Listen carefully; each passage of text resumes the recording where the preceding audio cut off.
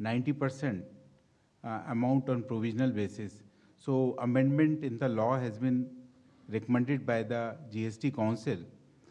And because this amendment is likely to take some time because it will require the approval of the Parliament. And the Honorable Finance Minister has instructed the Central Tax Department that in such cases also, like in case of zero-rated supply refunds, in such cases also, pending the amendment in the law, on the basis of identification as risk evaluation by the system, in such cases also, the refund should be granted to the taxpayer so that their liquidity position improves and the amount get refunded to them which they can utilize in their working capital. As far as filing, other filing, you mean to say normal monthly return filing? In monthly return filing, presently there is no change which has been recommended by the GST Council. 237. Ma'am, आपने अपनी press conference की शुरुआत में बताया, अंकित हुए ABP news से, कि इसका सीधा फ़ायदा आम उपभोक्ताओं को मिलने वाला है, देश के आम उपभोक्ताओं को। लेकिन हमको पता है कि जब जीएसटी इंट्रोड्यूस हुआ था उसके बाद भी इसको लेकर राजनीति भी हुई थी, गब्बर सिंह टैक्स जैसे शब्दों का इस्तेमाल किया गया था। और आज जब रिफॉर्म की बात हो रही है तब भी विपक्ष के कुछ नेताओं के जो है पोस्ट आने लगे हैं उसी शब्दों का इस्तेमाल करते हुए, ये कहते हुए कि जो अधिकतम स्लैब था 28 का उसको बढ़ा करके 40% कर दिया गया है। मैम, क्योंकि पॉलिटिकल है। क्या टोबैको के ऊपर 5% टैक्स मांग रहे हैं कांग्रेस पार्टी? क्या तंबाकू के ऊपर और गुटखा के ऊपर कांग्रेस पार्टी चाहती है कि हम 5% में दें? मुझे समझ में नहीं आ रहा है कि कांग्रेस पार्टी उनके समय पर जीएसटी लागू करना असंभव माने, क्योंकि ट्रस्ट स्टेट केंद्र सरकार के ऊपर ट्रस्ट नहीं था। वो कॉम्पनसेट कर पाएंगे, कुछ अश्योरेंस दे पाएंगे, इन सभी विषयों के ऊपर यूपीए सरकार के ऊपर स्टेट गवर्नमेंट्स भरोसा नहीं किया, इसीलिए वो लागू कर नहीं पाए। हम मोदी जी के नेतृत्व में लागू भी किया और सेकेंड जनरेशन रिफॉर्म्स भी कर रहे हैं जिससे जनता को राहत मिले उनका डे टू डे आइटम्स के ऊपर, और एमएसएमई और लेबर इंटेंसिव यूनिट्स को भी राहत मिले जिससे वो ईसी कंप्लायंस भी होगा, रेट भी कम होगा। कांग्रेस पार्टी को मैं कैसे क्या शब्द उपयोग करूं, उनके माइंड तैयार करें।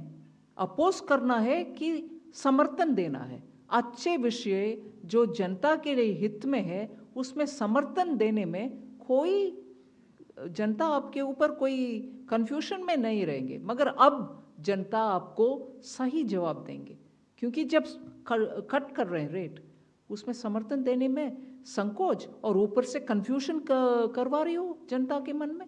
जनता आज आपके गुमराह वाले काम में आपके साथ नहीं है, आपको एक्सपोज करेंगे जनता। Number 4. Nikunj Johri from Reuters. Ma'am, the decision regarding exempting health and life insurance premiums, there was some apprehension that the industry had that exempting in the sector and premiums will deny them input credit. And so do you see this lowering premiums, and will this help the government in achieving its target of letting insurance for all? See, this was so much questioned last year. In the parliament, opposition members of parliament and many members of parliament from various states questioned, saying, you want to tax insurance premium? After a detailed study, taking stakeholders into confidence, we have come up with this so that families and also people who take individual insurance get their benefit. Of course, we'll make sure that companies pass on this benefit to the people who are taking the insurance cover. So beyond that, I don't think we should have any doubts about where the government's intention lies. We want to give people who are looking at medical insurance, at least the families, individuals, get the relief. But if there's more, I'd like to have Revenue Secretary add on it. Just one fact that the insurance companies themselves have publicly assured that they will be passing on the benefit. 54. Ma'am, Anuradha from Economic Times. A small clarification on compensation cess on coal. Like what will happen to that? Because you... As Madam explained in the beginning itself, that compensation cess is linked to compensation and as of now linked to repayment of loan, and so whichever day it is getting over, it will be, the compensation cess levy has to stop. Current decision is that the compensation cess will only continue on those items which Madam listed out till the time the loan is repaid. On rest of the items, compensation cess is not going to be there at all. The new GST revised rate will apply. On coal, the revised rate would be 18%. Okay, thank you. 47. Ma'am, Rishabh Bhatnagar here with NDTV Profit. Currently, online gaming deposits are taxed at 28%. With the online gaming ban now, are there any special provisions for esports and online social games?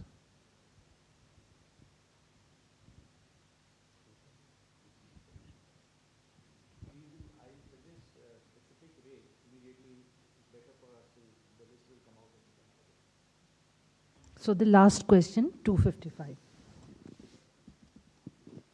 Hello sir, hello ma'am, Amrit Prakash from ANI। सब लोग देख रहे थे GST reduction को, आप television पर भी देख रहे होंगे। कितना इफेक्टिव होगा ये आम कस्टमर्स को लेकर के, और कैसे कंज्यूमर्स तक पास होगा, ये पहला सवाल है। और हम बीते दिनों में भी देख रहे थे एग्रीकल्चर सेक्टर को लेकर के बहुत बातचीत चल रही थी, और हमने इसमें भी देखा है कि एक शार्प रिडक्शन देखने को मिला है फ्रॉम 12 to 5। जब हम बात करते हैं इरिगेशन सिस्टम्स को लेकर के, ट्रैक्टर्स को लेकर के, तो how does the government view this move in terms of boosting farmer incomes in particular, ma'am? And when we talk about global competition of Indian farmers, तो उनकी इनकम को इंक्रीज करने के लिए और कंपटीशन में को ध्यान में रखते हुए एग्रीकल्चर को कैसे प्रॉफिट हो, उसको लेकर के गवर्नमेंट किस तरीके से काम कर रही है? जी, जीएसटी जैसे आपने ही खुद रिकाउंट किया कि सब्सटेंशियली फर्टिलाइज़र सेक्टर में सारे इन्वर्टेड ड्यूटी का प्रॉब्लम को सॉल्व किया जा रहा है, which will enable the domestic production of fertiliser to be encouraged. और एग्रीकल्चरल सेक्टर के जितने ये इम्प्लीमेंट्स 12% पे थे, इनको 5 पे ले जाया जा रहा है, which will encourage, which will do 2 things. One, it will make it cheaper for farmers to get it. 2, we expect more farmers to be able to use it, which enhances productivity of the farms themselves. So there will be positive effects on this. Obviously, in addition to it, all that government is doing in agricultural sector through policies and programs and other implement, those will continue and eventually will be supplementing those efforts by this tax rationalization. I want to thank all of you for having joined the media briefing at this late hour, and also want to thank the Honorable Finance Minister and the dignitaries on the dais for the briefing on the groundbreaking decisions of the GST Council meeting today. Thank you, everybody.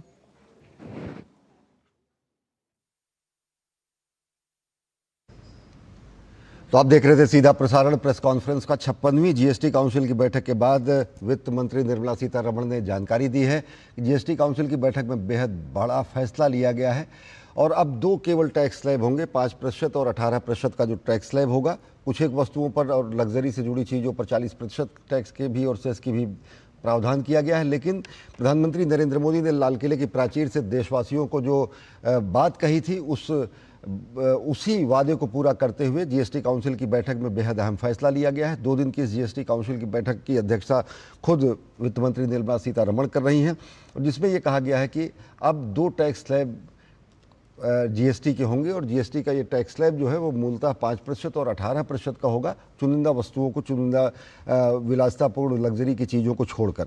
और बेहद महत्वपूर्ण जो फैसला लिया गया इस बारे में इसके किस तरीके से रिफॉर्म, जो जिसको न्यू जनरेशन रिफॉर्म कहा जा रहा है, वो बेहद महत्वपूर्ण है। हमारे साथ ख़ास मेहमान डॉक्टर सिद्धार्थ राजगोपालन जुड़े हुए हैं, जो कि एग्जीक्यूटिव डायरेक्टर हैं टैक्स फॉसिल के, और साथ ही साथ वेद प्रकाश जैन जी को जो कि सर आपसे जानना चाहेंगे कि जिस तरीके से जीएसटी काउंसिल की ये बैठक हुई है, बेहद महत्वपूर्ण फैसला, और वो बातें जो लाल किले की प्राचीर से प्रधानमंत्री नरेंद्र मोदी ने कही हैं वो चरितार्थ होती हुई ज़मीनी हकीकत पर आती हुई दिख रही हैं।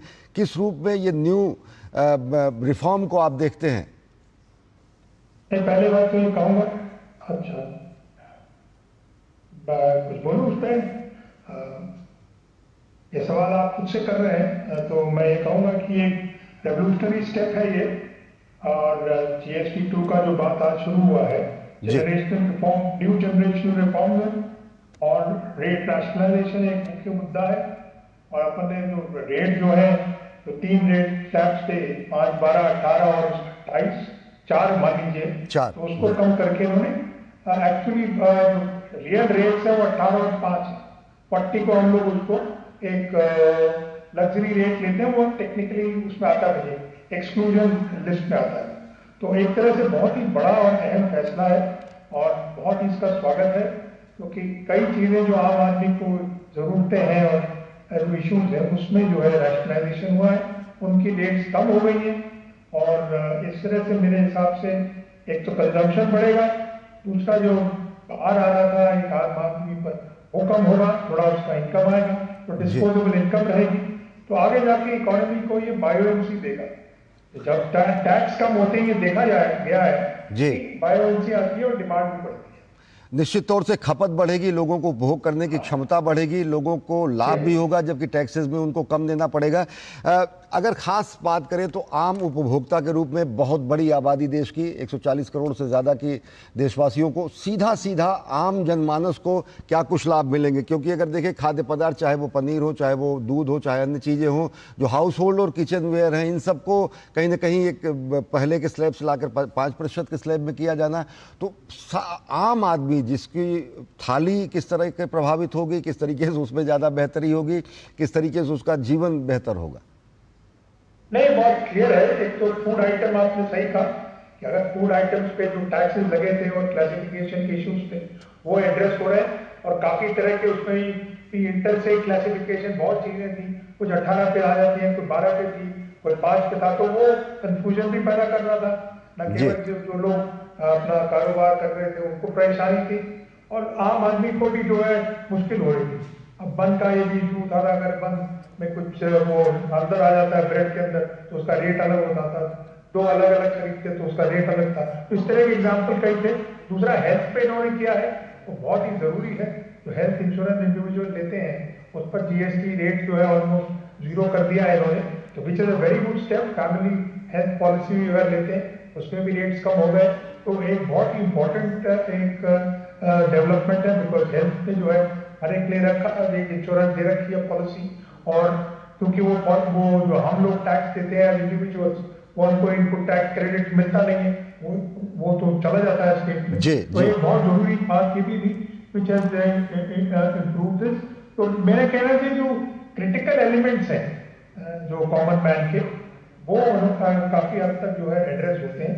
तो आगे जाके मैं देखता हूँ कि ये काफी रिलीफ पैदा देगा मिडिल क्लासेस और अपने जो इनकम ग्रुप जो है स्लाइटली लोअर इनकम ग्रुप्स जैसे आप कहते हैं, उन पर काफी रिलीफ मिलेगा, उनको कहीं एक सुझाव है उस टाइप जी कहीं ना कहीं लाभ मिलेगा। हमारे संवाददाता अजय मिश्र हमारे साथ जुड़े हुए हैं, हमारे साथ वेद जैन जी भी है साथ जुड़ चुके हैं, जो कि टैक्स एक्सपर्ट है और फार्मर प्रेसिडेंट ICAI हैं।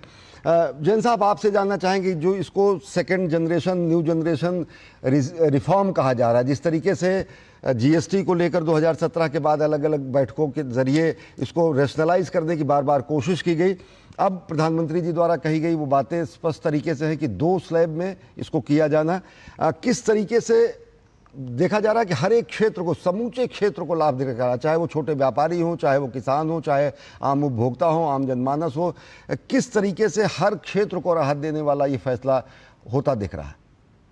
देखिए, जैसे आपने कहा कि ये जीएसटी 2.0 रिफॉर्म है। हमने जीएसटी जुलाई 2017 में इंट्रोड्यूस किया और आज 8 साल के बाद एक बहुत बड़ा रिफॉर्म का कदम उठाया, जो प्रधानमंत्री जी के कहने पर जो जीएसटी काउंसिल ने फैसला लिया। आपने जैसे कहा कि देखिए आम नागरिक की जो डेली जरूरत की चीजें हैं वो पहले 5 और 12 में रखी गई थी, क्योंकि 1 जुलाई जब 2017 को हमने जीएसटी इंट्रोड्यूस किया तो हमारा एक नया एक्सपेरिमेंट था और हमें इसमें चिंता थी कि जीएसटी की कलेक्शन कितनी रहेगी, कैसे कामयाबी होगी। अब 8 साल के अनुभव के बाद हमने आम आदमी, आम नागरिक को राहत देने के लिए कहा कि जो उसकी जरूरत की चीजें हैं, जो डेली कंजम्पशन की चीजें हैं, बहुत सारी आइटम ऑलरेडी 0 में है, लेकिन जो 12 में थी उनको बहुत सारी आइटम को 5 या 0 में लगा दिया। जैसे बात हो रही थी पनीर के बारे में, बात हो रही थी छेना के बारे में, जो बात हो रही थी उसको 0 में लगा दिया। इसी तरह से खाद्य पदार्थ जितने भी हैं, जैसे जो भुजिया है, रोटी है, ब्रेड है, इस सब के बारे में उसको बारे में कंसेशन दी गई। इसी तरह से डेयरी प्रोडक्ट की और जो और चीजें हैं इसमें टीवी है, जैसे टीवी के बारे में, एसी है, इनके बारे में भी जो 10% लगता था उसको 18 करा। हम आपसे आम नागरिक को बहुत बड़ा फायदा मिलेगा। आम नागरिक सीधे सीधे इससे लाभान्वित होगा। हमारे संवाददाता अजय मिश्र जो कि इस बैठक में, इस प्रेस कॉन्फ्रेंस में मौजूद हैं, हमारे साथ जुड़ चुके हैं। अजय, आपसे जानना चाहेंगे एक समग्र तरीके से लाल किले के प्राचीर से प्रधानमंत्री की उस घोषणा को वास्तविकता के धरातल पर लाने का कार्य किया गया है। आम जनमानस की भाषा में आम जनजीवन को प्रभावित करने वाले कैसे ये युगांतकारी और दूरगामी फैसले हैं? अजय, देखिए, जिस तरह से प्रधानमंत्री, वित्त मंत्री लगातार ये कहते रहे हैं कि विकसित भारत की जो नींव है वो किसानों, महिलाओं, मध्यम वर्ग और युवाओं के ऊपर होने वाली है, तो ऐसे में इन्हीं चारों वर्गों को फ़ायदा देने के लिहाज से ये जो जीएसटी के रिफॉर्म्स जो हैं वो लिए गए हैं और जिसको नेक्स्ट जनरेशन रिफॉर्म्स की संज्ञा दी जा रही है। एक बड़ी बात अश्विनी जी ये भी है कि इसमें जो कोऑपरेटिव फेडरलिज्म का एक बहुत ही सशक्त उदाहरण भी आज देखने को मिला कि जितने भी फैसले हैं वो सभी सर्वसम्मति से लिए गए, यानी सारे के सारे राज्य इस बात पर सहमत हैं कि आम जनता के हित में ये फैसले लिए जाने चाहिए थे, जिसमें 4 जो स्लैब्स हैं उनको सरलीकरण करके उनका केवल 2 स्लैब में लाया जाए। तो आप समझिए कि 90% चीज़ें जो कि आपके और हमारे रोज़मर्रा के इस्तेमाल में होने वाली हैं वो 5% के दायरे में आएंगी और स्पष्ट तौर पर जो नुकसान देने वाली चीज़ें हैं सोसाइटी को उसके लिए एक स्पेशल रेट बनाया गया है। तो जहां आम आदमी के लिए चीज़ों को सरल करने की कोशिश की गई है, स्लैब्स की संख्या कम करके, वहीं जो डीमेरिट गुड्स हैं उनके लिए एक स्पेशल रेट्स बनाया गया है जिसमें कैफिनेटेड और कार्बोनेटेड पेय पदार्थ हैं या फिर आपकी तंबाकू और पान मसाला जैसे जो मादक पदार्थ हैं उनके ऊपर 40% का एक स्पेशल रेट तय किया गया है। साथ ही साथ जो लग्जरी वस्तुएं हैं उन पर भी 40% का टैक्सेशन जो जीएसटी के तौर पर लगाया जाएगा। तो ये स्पष्ट तौर पर डिमार्केशन करता है कि जहां सरकार चाहती है कि आम आदमी के से जुड़े हुए चाहे वो उत्पाद हों या फिर जीवन बीमा और स्वास्थ्य बीमा जैसी सेवाएं हों, उन पर बिल्कुल जीएसटी को नील कर दिया गया है। तो इस तरह के जो फैसले हैं वो स्पष्ट तौर पर फौरी तौर पर जो सभी लोगों को राहत देते हैं वो ये कि जो इन्फ्लेशन है, महंगाई दर है, वो आम आदमी के लिए कम होगी। आगे जाते हुए माना जा रहा है कि जो एमएसएमईज़ हैं वो और ज़्यादा जीएसटी के दायरे में आने का प्रयास करेंगे क्योंकि प्रोसेस रिफॉर्म्स भी किए गए हैं। उनके लिए ईज़ ऑफ लिविंग को बढ़ावा देने के लिए भी बहुत सारे कदम आज के इस जीएसटी काउंसिल के फैसलों में लिए गए। जी, डॉक्टर सिद्धार्थ राजगोपालन जी हमारे साथ जुड़े हुए हैं, वेद प्रकाश हमारे साथ वेद जैन जी जुड़े हुए हैं।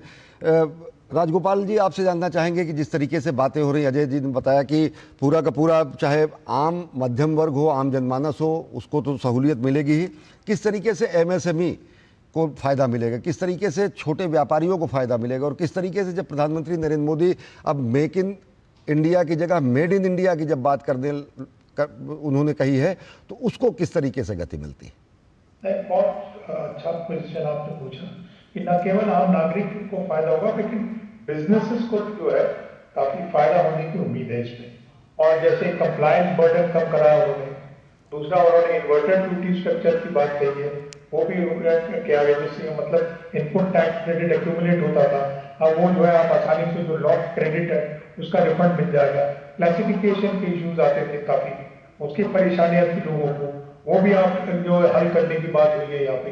रजिस्ट्रेशन, जैसे अगर आप जीएसटी में जाना चाहते हैं और रजिस्ट्रेशन करना चाहते हैं तो उसके भी जो फॉर्मेलिटीज थी वो काफी परेशान थे लोग। अब वो कहते हैं कि 3 दिन के अंदर हो जाएगा अगर आपका एक थ्रेशोल्ड लिमिट के कम अगर आपका हो,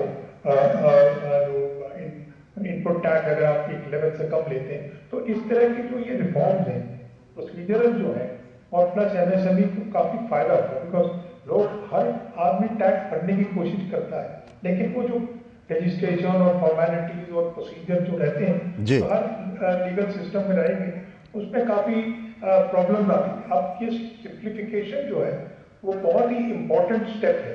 अपार्ट फ्रॉम जो अपने आम नागरिक, जो नॉर्मल बिजनेसमैन, छोटे मझोले बिजनेसेस जो SME, स्मॉल और MSME कहते हैं, उनको काफ़ी हद तक राहत मिलने की पूरी उम्मीद है। और ये एक तरह से बहुत ही बढ़िया कदम है। Inverted duty structure specially textile में एक बहुत बड़ा इशू था, वो एड्रेस हुआ है आज, और वो एक बहुत ही फॉरवर्ड लुकिंग कदम है। और हम आशा करते हैं कि इससे काफ़ी लोग जो है वो जो परेशानियां आ रही थी वैल्यू चेन के अंदर, वो एड्रेस हो जाएगी जी। ओवरऑल बिजनेस को काफ़ी राहत मिलने की पूरी उम्मीद है इसमें। जी, हमारे संवाददाता अजय मिश्र हमारे साथ लगातार जुड़े हुए हैं और हमारे साथ वेद जैन जी हैं जो कि टैक्स एक्सपर्ट हैं।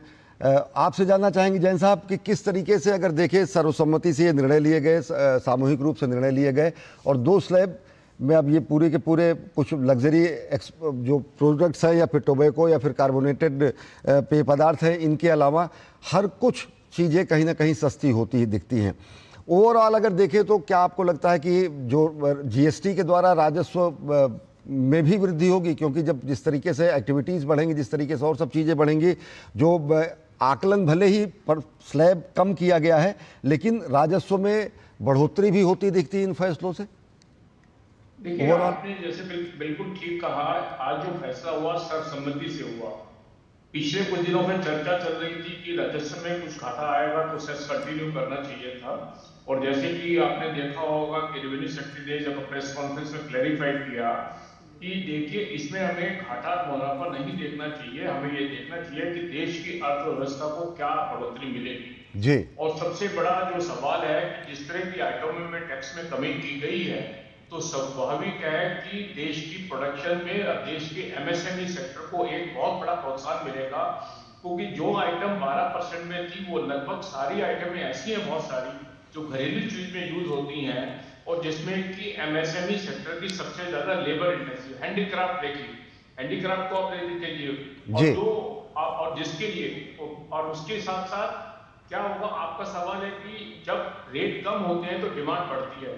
मैंने आज ये देख रहा था कि ओवरऑल हर व्यक्ति को जो डेली यूज किया उसमें 7 से 10% का बेनिफिट आया। 28 से 18 आया, 12 से 5 आया, 18 से 12 गया, तो मेरा मानना है 7 से 10 के बीच में लोगों को टैक्स का फायदा होगा। जब 7 से 10% की बचत होगी तो आपके हाथ में परचेजिंग पावर बढ़ेगी। तो पहले जो आप 100 रुपए का सामान खरीदते थे, अब वो 107 रुपए का खरीद सकेंगे। अगर 107 का खरीदेंगे तो स्वाभाविक है कि राजस्व जो टैक्स है GST वो 107 रुपए पे आएगा जो 100 रुपए पे आ रहा था। और उसीलिए आपकी बात को रखते हुए कि राजस्व में बढ़ोतरी होगी। हमने पिछले 8 वर्षों में देखा कि कैसे GST की कलेक्शन इंप्रूव करी है, वो इसीलिए इंप्रूव करी है, देश की अर्थव्यवस्था मजबूत हुई है, system ease of doing business हुई है, और कंज्यूमर की परचेजिंग पावर बढ़ी है। जब लेबर इंटेंसिव, उन्होंने मैडम वित्त मंत्री जी ने अपनी प्रेस कॉन्फ्रेंस में कहा कि हमने लेबर इंटेंसिव इंडस्ट्री को बहुत ध्यान में रखा और उसके रेट कम किए हैं। जब लेबर इंटेंसिव इंडस्ट्री ज्यादा प्रोडक्टिव, ज्यादा एफिशिएंट हो जाएगी तो स्वाभाविक है लेबर को पेमेंट अच्छी मिलेगी, उनकी परचेज बढ़ेगी, कंजम्पशन बढ़ेगी, तो नेचुरल है कि वो टैक्स की कलेक्शन बढ़ेगी। तो मेरा ऐसा मानना है कि ये कहना कि इससे वित्तीय घाटा होगा, कुछ होगा, वो नहीं होगा। इससे इकोनॉमी को फ्लिप मिलेगा और GDP की ग्रोथ में भी सब्सटेंशियल इंक्रीज आएगी। ऐसा मेरा मानना है कि इससे GDP ग्रोथ निश्चित तौर से GDP बढ़ेगी और साथ ही साथ लोगों की क्रय शक्ति बढ़ेगी, लोगों को कहीं ना कहीं सहूलियत मिलेगी, चाहे वो हर वर्ग हो, किसान हो, युवा हो, महिलाएं हो, व्यापारी हो, छोटे रोजगार वाले व्यापारी हो, या फिर MSME सेक्टर के पूरा का पूरा क्षेत्र हो। अजय मिश्र हमारे साथ जुड़े हुए हैं। अजय, आपसे एकदम सरल शब्दावली में आम जनमानस के समझने के लिए मान के चलेंगे कि ये दीपावली के पहले ही इसको समझिए कि मानसून धमाका कहा जा सकता है, कि बम बम तो दीपावली में होती, जो निर्णय लिए गए हैं। आम आदमी ये क्या मान के चले कि क्या क्या चीज़ें सस्ती हो जाएंगी आगे आने वाले दिनों में? दीपावली का जब उत्सव होगा तो वो और ज़्यादा उल्लास से मनाएगा। ब्रेड जैसी चीज़ें तो अगर इंडियन मेड है तो ज़ीरो उस पर कहीं ना कहीं वो लग रहा, पनीर, खोआ या दूध उत्पाद, ये सब चीज़ें तो हैं ही हैं। आम जनमानस को जरूर बताएं कि दीपावली कैसे और ज़्यादा उजाली होगी। अब देखिए, त्योहारी सीजन में बहुत सारे लोग प्लान करते हैं कि वो ऑटोमोबाइल यानी कोई नई गाड़ी खरीदेंगे, तो स्पष्ट तौर पर जो ये छोटी गाड़ियां हैं जो 1200 सीसी पेट्रोल और 1500 सीसी डीजल की गाड़ियां कही जाती हैं, उसको 28% से घटा करके अब 18% के दायरे में लाया गया है। यानी जितनी भी गाड़ियां हैं वो 10% तक सस्ती होने की उम्मीद जताई जा रही है। अब ये कहा गया कि भाई इंडस्ट्री इसका फ़ायदा पहुंचाएगी कि नहीं है ग्राहकों को, तो स्पष्ट तौर पर राजस्व सचिव ने ये कहा कि वो उद्योग जगत के साथ मिलकर के इस बात को सुनिश्चित करेंगे, और स्वयं उद्योग जगत है वो अपने आप इस बात को कह चुका है कि वो इसका फ़ायदा ग्राहकों तक पहुंचाएंगे। तो आप मानिए कि ऑटोमोबाइल सेक्टर में एक बड़ी डिमांड की जो तेज़ी है वो आपको देखने को मिलेगी। इसी तरह से अगर आप त्योहारी सीजन की बात करें तो लोग टेलीविज़न खरीदना चाहते थे। पहले 32 इंच के ज़्यादा जो टेलीविज़न का सेट था वो उस पर 28% का GST लगता था, अब वो घट करके 18% में हर तरह के टीवी सेट्स पर, चाहे आप कितनी भी बड़ी टेलीविज़न सेट अपने घर के लिए लें, उसके लिए केवल 18% आपको देना पड़ेगा। डिश वॉशिंग एक नया सेगमेंट है जो कि बहुत सारे लोग अपने बर्तनों को धुलने के लिए डिश वॉशर मशीन्स का इस्तेमाल करना चाहते हैं, उस पर 18% का जो है वो लगाया गया है। AC जो कि अब काफ़ी कॉमन होता जा रहा है, कहा जा रहा है कि मध्यम वर्ग के ज़्यादातर घरों में जहाँ गर्मी ज़्यादा होती है वहाँ पर AC का इस्तेमाल होता है, अब उसको भी 18% के दायरे में लाया गया है। तो इस तरह की जो फेस्टिव सीजन में आप जिन चीज़ के लिए प्लानिंग करते हैं, टेबल वेयर, किचन वेयर, ये सारे के सारे जो हैं उस पर रिडक्शन किया गया है। बहुत सारी चीज़ें जो हम त्यौहार में खरीदते हैं, किचन वेयर और टेबल वेयर जैसे, उनको तो बिल्कुल 5% के दायरे में लाने का काम किया गया है। इसी तरह से अगर आप देखें तो सोलर पैनल, सोलर कुकर जो कि काफ़ी ज़्यादा ट्रेंड में है, जो सौर ऊर्जा से चलने वाले जो उपकरण हैं उनको भी अफोर्डेबल बनाने के लिए इसमें 5% पे लगा। और एक और बात, इलेक्ट्रिकल व्हीकल पे जो 5% का GST था वो पहले से जो चल रहा था वो लागू रहेगा। यानी जो इलेक्ट्रिकल व्हीकल है उसको भी प्रमोट करने के लिए सरकार ने किसी तरह का इंक्रीमेंट नहीं किया है। वो चाहते तो इसको 18% पे ला सकते थे और इसको महंगा कर सकते थे, लेकिन वो 5% पर पहले की तरह बना रहेगा। तो ऑटोमोबाइल सेक्टर हुआ, हैंडीक्राफ्ट सेक्टर हुआ, और ख़ास तौर पर किसान जो भी अपने फसल के उत्पादन के लिए जिस भी तरह की आप फार्म इक्विपमेंट्स के बारे में सोच सकते हैं, मुझे लगता है उन सभी पे रिडक्शन हुआ है। उनसे उनको फ़ायदा होगा। हमारे और आपके घरों के निर्माण करने के लिए सीमेंट का इस्तेमाल हम लोग सबसे ज़्यादा करते हैं कंस्ट्रक्शन में, 28% से उसको घटा करके 18% किया गया है।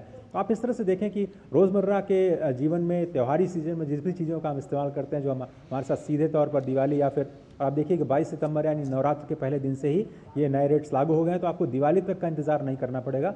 नवरात्र की शुरुआत से ही आपको ये कम GST की दरें, जो GST 2.0 इसे नेक्स्ट जनरेशन रिफॉर्म कहा जा रहा है, उसका फ़ायदा आम आदमी के लिए मिलता हुआ दिखाई देना शुरू हो जाएगा। निश्चित तौर से अजय हमारे साथ बने रहे, दीपावली के इंतजार नहीं, नवरात्र की शुरुआत से ही ये सारे लाभ और सारी नियम लागू होंगे 22 सितंबर से, जैसा कि अजय बता रहे हैं। डॉक्टर सिद्धार्थ राजगोपाल जी, आपसे जानना चाहेंगे, देश के जनमानस में कहीं ना कहीं एक दुविधा तो नहीं कहेंगे, लेकिन कहीं ना कहीं एक स्थितियाँ थी जब जिस तरीके से टैरिफ वॉर पूरी दुनिया में छिड़ा और उसका कहीं ना कहीं अतार्किक रूप से भारत भी निशाना बना।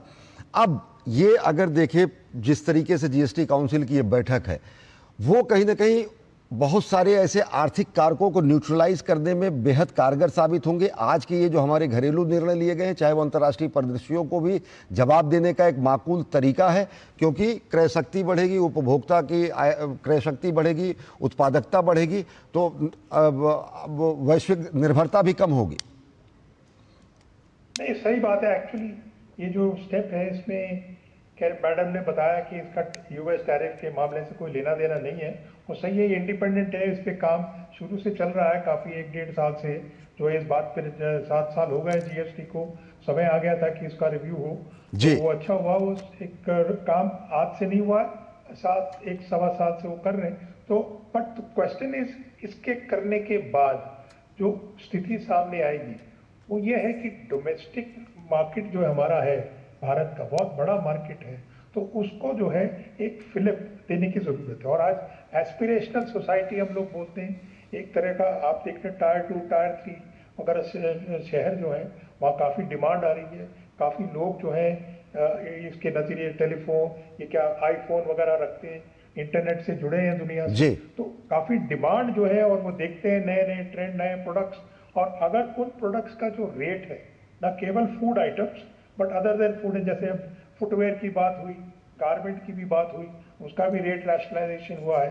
तो कंस्ट्रक्शन मटेरियल जो ये डिमांड बढ़ाएगा, उस तरह से हम लोग जरूर एक्सपोर्ट करते आए, बट हमारे डोमेस्टिक पुल जो है, डिमांड पुल जिसे हम कहेंगे, वो डोमेस्टिक मार्केट में बनेगा। और डिमांड पुल जब बनेगा तो हमारा प्रोडक्शन बेस भी स्ट्रांग रहेगा। तो हम केवल एक्सपोर्ट तो करेंगे, लेकिन डिमांड पुल हमको लेना है, और डिमांड इलास्टिसिटी ऑफ डिमांड जिसे हम कहते हैं इकोनॉमिक्स में, वो भी बनेगी। क्योंकि जब प्रोडक्ट्स आएंगे at reasonable prices with disposable income, तो you will be able to create, जैसे हम कहते हैं, इलास्टिसिटी ऑफ डिमांड, जो एक्सपोर्ट में हम देखते हैं। तो लोग जो है एक चीज को रख के बैठे नहीं रहेंगे, उसको बदलेंगे, नई चीजें खरीदते रहेंगे। तो वो एक बहुत ही important component tax system determine करता है। जब टैक्स सिस्टम रैशनल हो और सिंपल हो और रीजनेबल हो, तो वो जो है डिमांड को पैदा करता है। और ये आशा है, जैसा बता रहे हैं, कि अगर रेवेन्यू का कोई रिप्लिकेशन है, वो क्योंकि ये कंजम्पशन बेस्ड टैक्स है, ज्यादा कंजम्पशन होगा तो ज्यादा आपका टैक्स का रेवेन्यू कलेक्शन होगा, रेवेन्यू कलेक्शन पे होगा। चला जा रहा है कि कंजम्पशन बढ़ेगा इससे, क्योंकि आपके टैक्स के रेट कम है, निश्चित तौर से पॉजिटिव डेवलपमेंट। और बहुत ही इसके सकारात्मक परिणाम तो तात्कालिक रूप से दिखेंगे, दूरगामी प्रभाव भी इसके बेहद कारगर होंगे। अर्थव्यवस्था मजबूत होगी, उत्पादकता बढ़ेगी, मांग बढ़ेगी, और साथ ही साथ ये पूरा का पूरा जो चक्र है वो तेजी से चलेगा। गुणात्मक परिवर्तन लोगों के जीवन शैली में होगा और गुणात्मक परिवर्तन अर्थव्यवस्था में भी आएगा। बहुत बहुत धन्यवाद डॉक्टर सिद्धार्थ राजगोपाल जी, वेद जैन जी और अजय मिश्र, हमारे संवाददाता, जो ऊपर तफसील से जानकारी देने के लिए जुड़े हुए थे। तो बेहद महत्वपूर्ण फैसले लिए गए जीएसटी काउंसिल की बैठक में। 5 और 18% के सिर्फ अब 2 स्लैब होंगे, कुछ एक चीज़ों को छोड़कर, और ये भारतीय अर्थव्यवस्था के वर्तमान स्वरूप को हर एक क्षेत्र को लाभ देंगे, चाहे वो एमएसएमई सेक्टर हो, चाहे वो व्यापारी हो, चाहे युवा हो, चाहे एंटरप्रेन्योरशिप करने वाले हो, चाहे स्टार्टअप हो। तो निश्चित तौर से अर्थव्यवस्था को गति देने वाला और आम मध्यम वर्ग और आम जनमानस को सहूलियत देने वाले बेहद महत्वपूर्ण फैसले लिए गए हैं जीएसटी काउंसिल की बैठक में। तो बुलेटिन में फिलहाल इतना ही। देश और दुनिया की ताज़ा तरीन खबरों के लिए देखते रहिए डीडी न्यूज़। नमस्कार।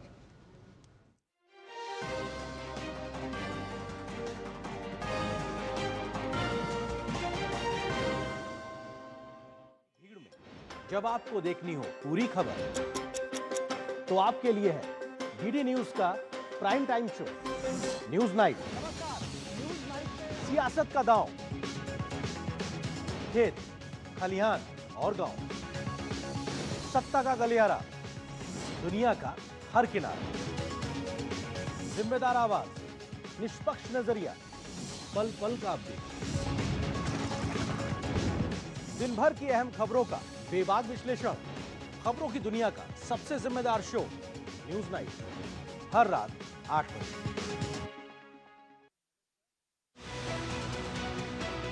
हर खबर की बारीकी से होती है पड़ताल।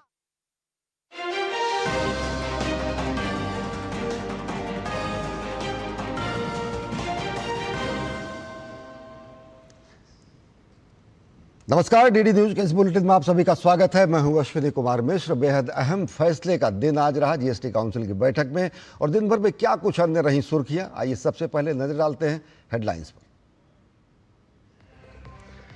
जीएसटी काउंसिल की बैठक में बड़ा फैसला, 5% और 18% के सिर्फ 2 टैक्स स्लैब को मिली मंजूरी। केंद्रीय वित्त मंत्री निर्मला सीतारमण ने कहा, आम जनता, छात्रों, महिलाओं और किसानों द्वारा खरीदी जाने वाली चीजें होंगी सस्ती। दूध, छेना, पनीर सहित सभी तरह के ब्रेड, चपाती, रोटी, पराठा पर अब नहीं लगेगा कोई जीएसटी।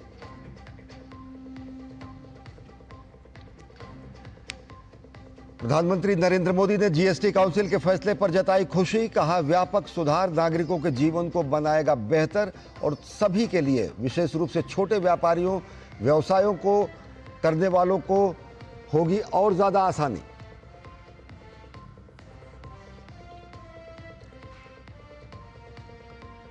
केंद्रीय मंत्रिमंडल ने महत्वपूर्ण खनिजों के रिसाइकलिंग को बढ़ावा देने के लिए 1500 करोड़ रुपए की प्रोत्साहन योजना को दी मंजूरी।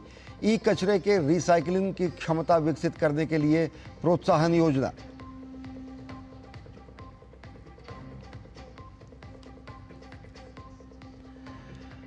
भारत के सेमीकंडक्टर इकोसिस्टम को गति प्रदान करने के उद्देश्य से आयोजित सेमिकॉन इंडिया 2025 के दूसरे दिन प्रधानमंत्री नरेंद्र मोदी ने प्रमुख सीईओ के साथ की बातचीत। प्रधानमंत्री ने प्रदर्शनी का भी किया अवलोकन।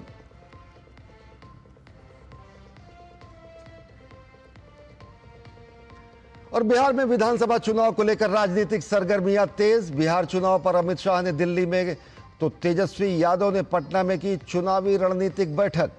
प्रधानमंत्री नरेंद्र मोदी के मां के अपमान पर एनडीए संयुक्त महिला मोर्चा का 4 सितंबर को बिहार बंद का आह्वान।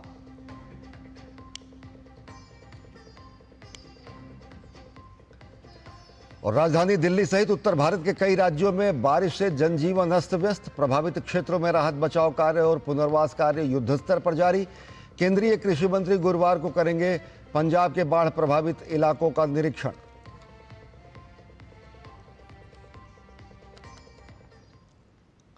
और अब देखते हैं खबरों को विस्तार से। जीएसटी काउंसिल की आज नई दिल्ली में बैठक हुई। 2 दिन की इस बैठक में जीएसटी काउंसिल ने केंद्र के अगली पीढ़ी के जीएसटी सुधार के प्रस्ताव पर चर्चा की। बैठक में रोजमर्रा की चीजों पर टैक्स कम करने के लिए जीएसटी में बड़े बदलाव किए गए। जीएसटी परिषद ने 12 और 28% के कर स्लैब को हटाकर केवल 5% और 18% के 2 कर स्लैब रखे हैं। साथ ही पुरानी 5% की कर दर को शून्य कर दिया गया है।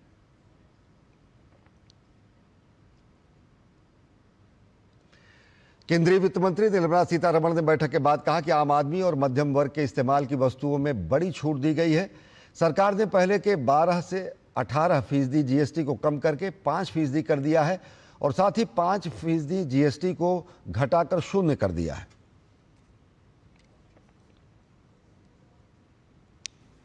Common man and middle class items में there is a complete reduction. Reduction from 18 or from 12 to 5%. I list out those items, all of whom have come to 5% from either 18 or from 12.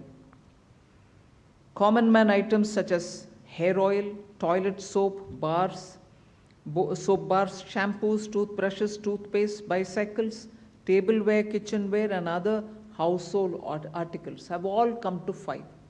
Whether they were in 18 or whether they were in 12. Similarly, reduction of GST from 5% to nil. 5 से 0 में जाने वाले items indicate कर रहा हूँ. Ultra high temperature milk, the UHT milk, chena or paneer, all the Indian breads will see nil rate. So roti किसी के ऊपर भी chapati or roti or paratha or whatever it is, they all come to nil. Reduction of GST from 12% or from 18% to 5. इसमें food items बहुत सारे हैं, नमकीन से भुजिया है, sauces है, पास्ता है, instant noodles है, chocolates, coffee, preserved meat, cornflakes, butter, ghee, ये सब 5% में आ रही है। फिर रिडक्शन फ्रॉम 28 to 18%. इसमें मिडिल क्लास के एस्पिरेशंस मीट करने वाले बहुत सारे चीज़ हैं। Air conditioning machines, TVs which are over 32 inches, all TVs now at 18%. ये I want to underline, all TVs are now at 18%. Dishwashing machines, small cars, motorcycles equal to or less than 350 cc are all now coming to 18. केंद्रीय वित्त मंत्री ने बताया कि श्रम प्रधान उद्योगों को अच्छा समर्थन दिया गया है। उन्होंने बताया कि किसानों और कृषि क्षेत्र के साथ साथ स्वास्थ्य क्षेत्र को भी लाभ होगा। निर्मला सीतारमण ने कहा कि कृषि उत्पाद में इस्तेमाल में आने वाले मशीनों पर जीएसटी दर 12% से घटाकर 5% कर दिया गया है। Agriculture goods such as tractors, agricultural, horticultural and forestry machines for soil preparation or cultivation, harvesting or threshing machines, including straw or fodder balers, grass or hay movers, composting machines, etc., are all coming down from 12 to 5%. Reduction of GST from 12 to 5% on 12 specified biopesticides. Also from 12 to 5 is natural menthol. So किसान के लिए उनके products के लिए जो वो उपयोग करते हैं उन सब में it has come down. वित्त मंत्री निर्मला सीतारमण ने कहा कि आम आदमी को सरकार ने बड़ी राहत दी है। सीमेंट पर जीएसटी को 28% से घटाकर 18% कर दिया गया है। वहीं 33 जीवन रक्षक दवाओं पर जीएसटी 12% से घटाकर शून्य कर दिया गया है। कई दवाओं और औषधियों की कीमत 12% से घटाकर अब 5% कर दी गई है। Handicrafts and also labor intensive sectors. What are they? Handicrafts, marble, travertine blocks, granite blocks, intermediate leather goods. ये सब 5 में आ रही। Reduction of cement from 28 to 18, क्योंकि घर बनाने में मिडिल क्लास के लिए सीमेंट इतना आवश्यक है, इसीलिए 28 it has come down to 18. Health related items, 33 life saving drugs and medicines, and they all come down from 12 to 0. From 5 to 0 and 3 life-saving drugs and medicines used for treatment of cancer, rare diseases and other severe chronic diseases. GST परिषद की बैठक में आम लोगों के द्वारा इस्तेमाल किए जाने वाले वाहनों पर जीएसटी 28% से घटाकर 18% कर दी गई है। From 28 to 18% on small cars and motorcycles which are equal to or below 350 cc. Reduction of GST from 28 to 18 on buses, trucks and ambulances. Uniform rate of 18% on all auto parts, irrespective of the HS code. 3-wheelers from 28 to 18 again. So I move to one very important thing on inversion of correction of inverted duty. The long pending inverted duty structure problem is getting corrected for the man-made textile sector by reducing GST rate on man-made fiber from 18% to 5% and man-made yarn from 12 to 5%. So that will take care of every anomaly that was there in terms of inversion. That's getting sorted out.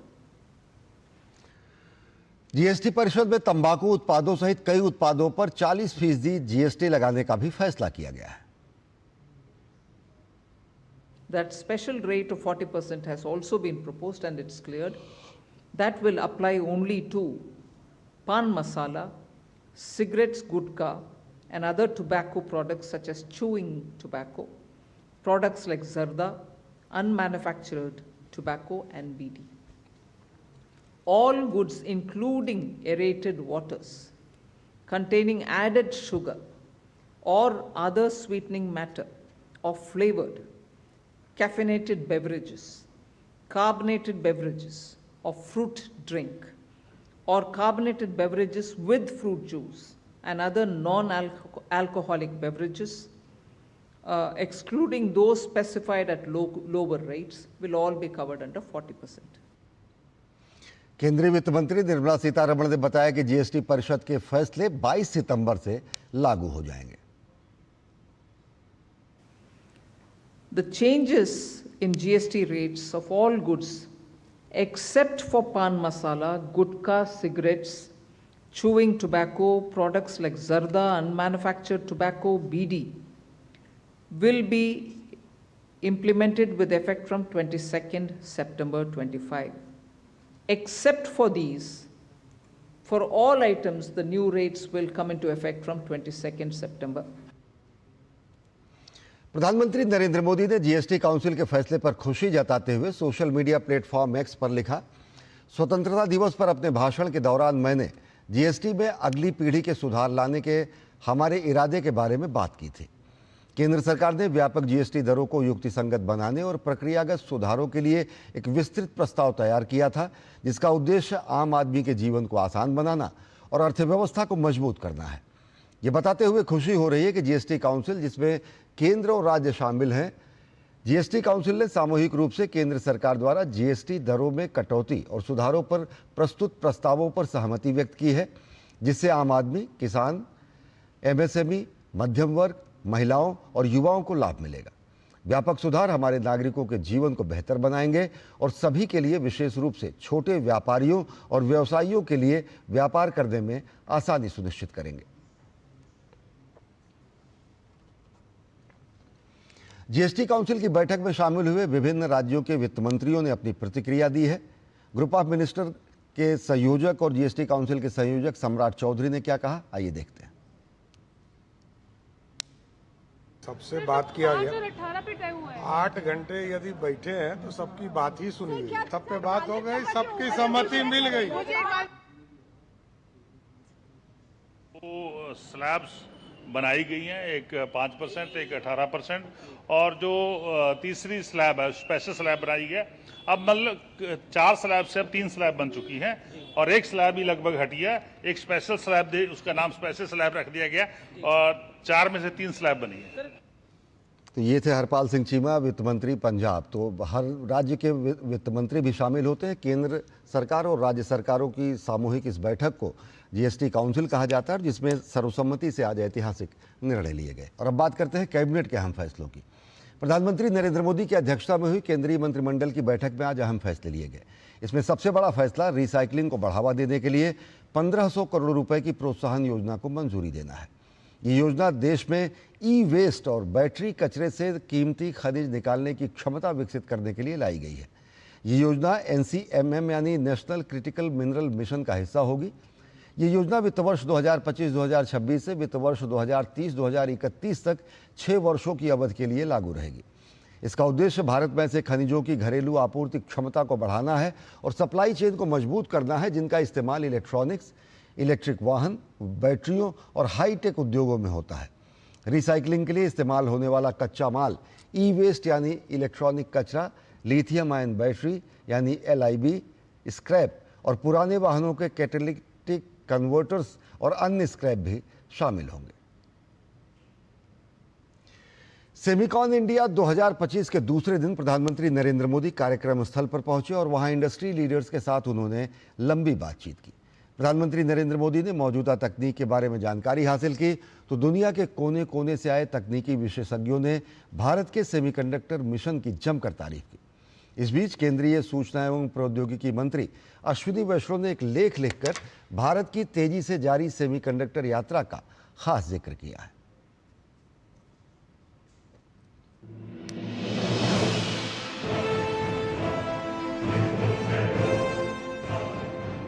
Delhi में चल रहे Semicon India 2025 के दूसरे दिन भी प्रधानमंत्री नरेंद्र मोदी प्रदर्शनी स्थल पहुंचे और सेमीकंडक्टर क्षेत्र के विशेषज्ञों से बात की और इस तकनीक का उपयोग करने वाले विभिन्न उत्पादों और प्रोजेक्ट्स का अवलोकन किया। प्रधानमंत्री मोदी ने भारत में बन रही चिप मैन्युफैक्चरिंग, नैनो चिप उत्पादन और एडवांस्ड असेंबलिंग की प्रक्रिया को भी करीब से देखा।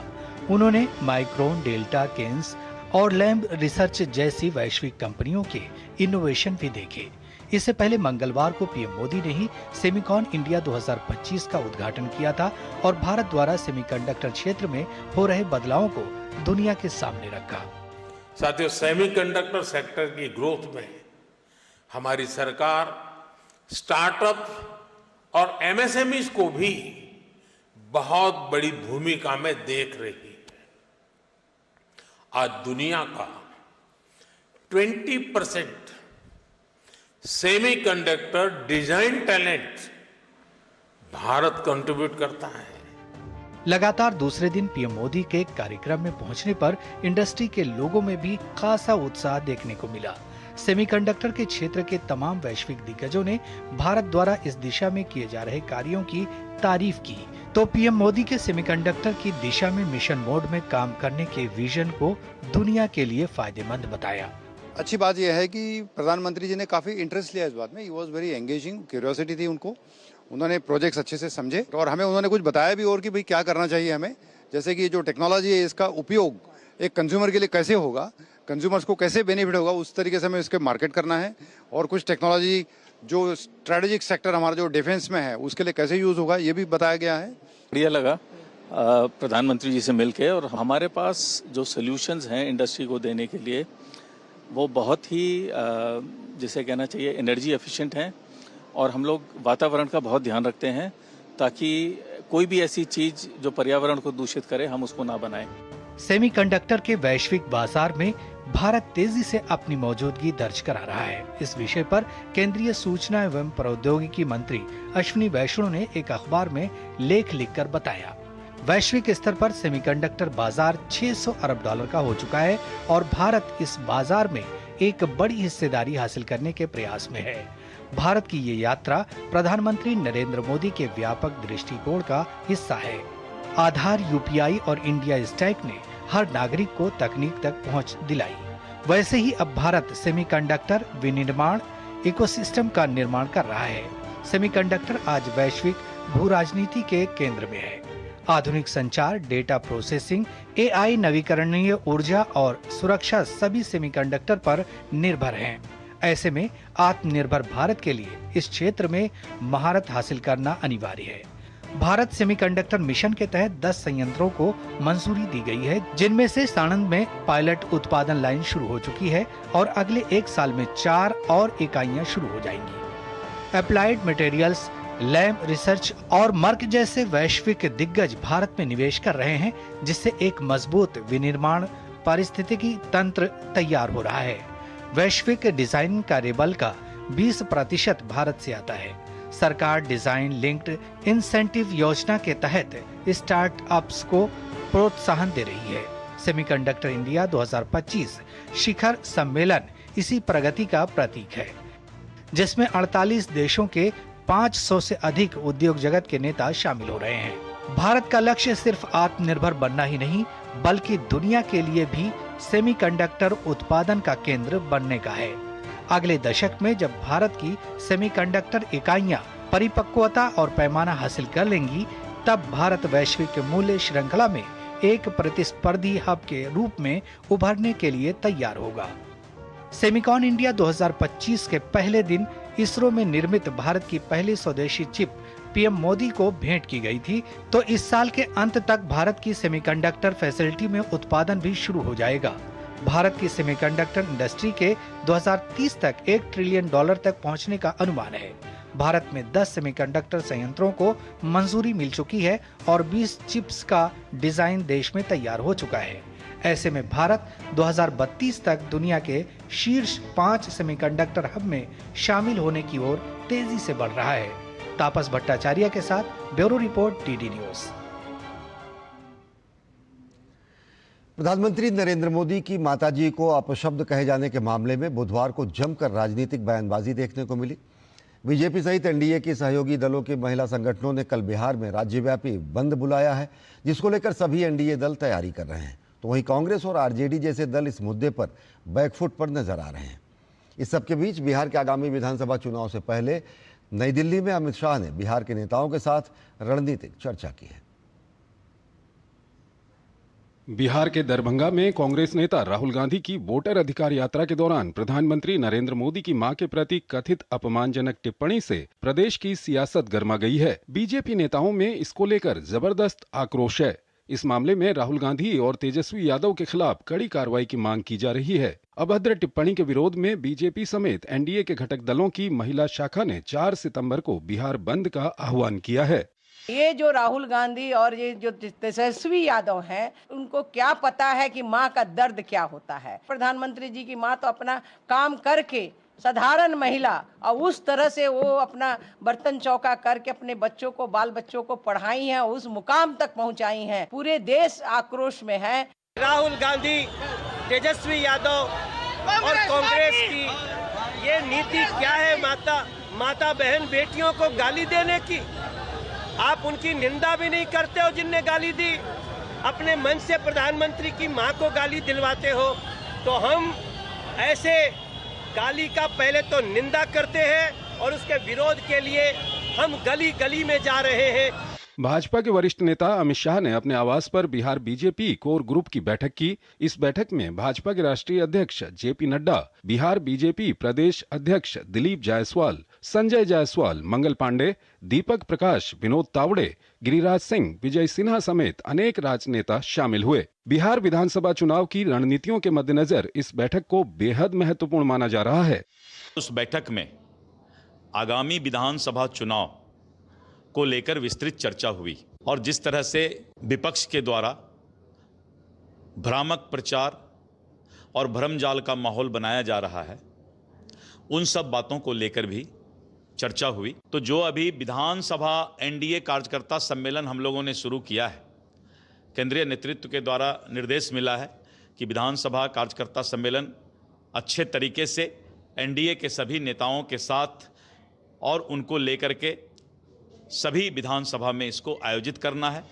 वहीं पटना में नेता प्रतिपक्ष तेजस्वी यादव के आवास पर राजद की बैठक हुई। इस बैठक में पार्टी के तमाम विधायक, सांसद और प्रदेश पदाधिकारी मौजूद थे। बैठक का मकसद आगामी चुनाव को लेकर रणनीति तैयार करना और सीटों पर मंथन करना था। करीब 2 घंटे चली इस बैठक में चुनावी रणनीति से लेकर संगठन की मजबूती तक कई अहम बिंदुओं पर चर्चा हुई।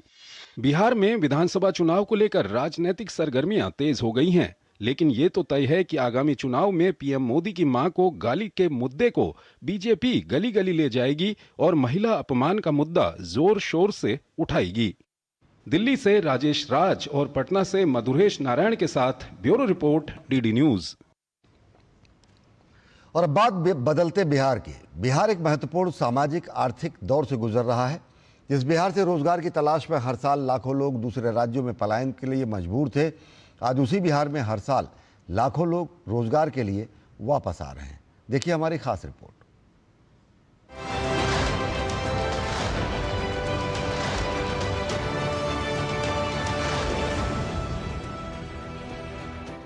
भोजपुरी लोक संगीत की एक विधा है पूर्वी।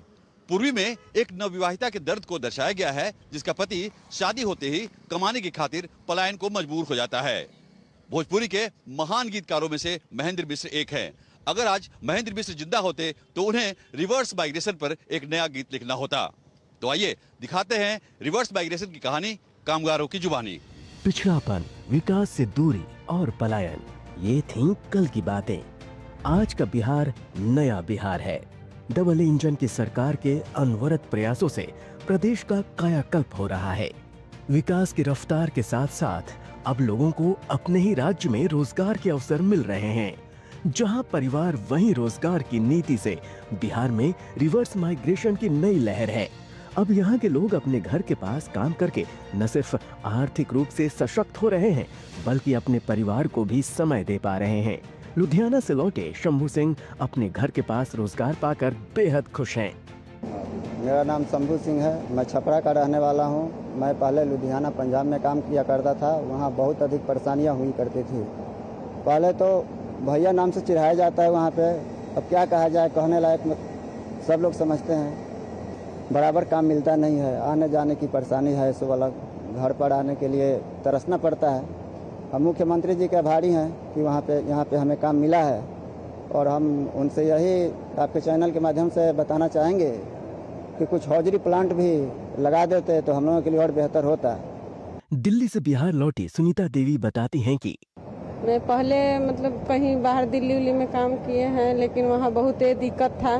लेकिन यहाँ पास में हम लोग का हो गया, बहुत अच्छा है। बहुत मतलब हम लोग का मोदी जी बहुत सुविधा, ये नीतीश जी सुविधा बहुत दे दिए हैं। हम लोग यहाँ काम करके बहुत खुश हैं। दूर थे मतलब अपना परिवार से, बच्चे से, मतलब हम लोग अलग रहते थे, लेकिन ऐसा है कि हम अपना परिवार, बच्चे, सारे लोग परिवार के साथ रह रहे हैं। खुशी से हम अपने यहाँ काम करने आ रहे हैं, खुशी से हम लोग काम कर रहे हैं। हम लोग का बहुत इसमें अच्छा है। इसके पहले मैं चंडीगढ़ में काम करता था, अभी यहाँ आके बहुत अच्छा लग रहा है हमको।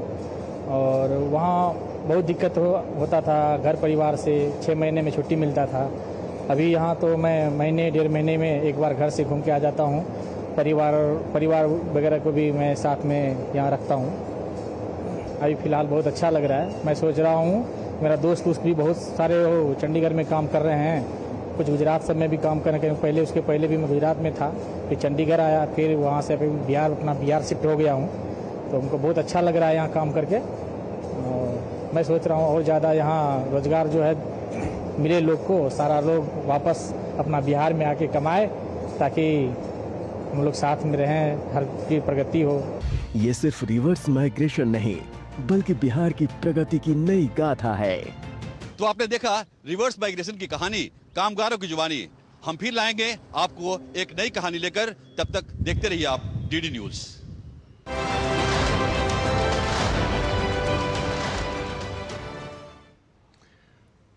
देश भर के आंगनवाड़ी केंद्र प्राथमिक स्कूलों के साथ एक परिसर में संचालित होंगे। आंगनवाड़ी केंद्रों और स्कूलों को साथ लेने के मकसद से केंद्रीय शिक्षा मंत्रालय और महिला एवं बाल विकास मंत्रालय द्वारा तैयार किए गए दिशा निर्देशों को आज नई दिल्ली में जारी किया गया। इस मौके पर शिक्षा मंत्री धर्मेंद्र प्रधान और महिला एवं बाल विकास मंत्री अन्नपूर्णा देवी मौजूद रहीं। शिक्षा मंत्री धर्मेंद्र प्रधान ने इस मौके पर कहा कि देश के 15 करोड़ बच्चों की सही देखभाल और उनके स्वास्थ्य का ध्यान रखना हमारा दायित्व है। गौरतलब है, राष्ट्रीय शिक्षा नीति 2020 में 6 साल तक के बच्चों की शिक्षा, स्वास्थ्य और पोषण एक ही जगह सुनिश्चित करने की बात कही गई है और इसी के तहत ये दिशा निर्देश तैयार किए गए हैं। आंगनवाड़ी केंद्रों और स्कूलों के एक ही परिसर में होने से संसाधनों का बेहतर उपयोग तो होगा ही, साथ ही बच्चों की प्री प्राइमरी से प्राथमिक शिक्षा की राह भी आसान होगी।